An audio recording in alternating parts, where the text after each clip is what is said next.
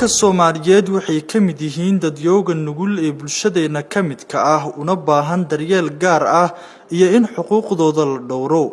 Caabuqa COVID-19 ee ilaa dabayaaqadii sanadkii tagay ka dhashay dunida wuxuu saameyn weyn ku yeeshay haweenka Soomaaliyeed iyada oo ay aad sare ugu kaceen xadgudubyada iyo falalka tacaddiga ah ee loo geysto haweenka.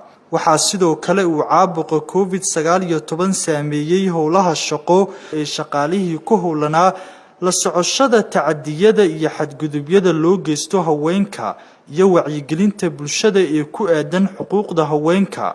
wuxuu COVID-19 sare u qaaday shaqo la'aanta haweenka, tacadiyada ku salaysan jinsiga sida kufsiga, gudniinka fircooniga ah iyo dilka, hanjabaadda iyo cabsigelinta, dhaqaale xumo qoyska saameynaysa, burbur qoyseed iyo qoyska oo ay hogaamiyaan marka uu waalidkood dhinto, iyo saameyn maskaxeed sida tiiraanyo ka dhalata ruux ku dhow oo u geeriyooda xanuunka.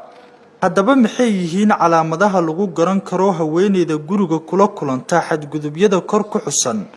in ay ka go'do asxaabteeda oo ay kali noqoto, in jirkeeda lagu arko nabarro, gubasho ama qaniinyo iyo wixii la mid ah, in gabadha si joogto ah loo yeeso laguna dhaho hadallo liidaya, in laga dareemo niyad jab iyo moraalkeeda oo mar walba hooseeya. haddaba muwaadin, waxaa waajib kugu ah in aad mar walba feejignaato oo aad la socoto tacadiyada ka dhanka ah haweenka.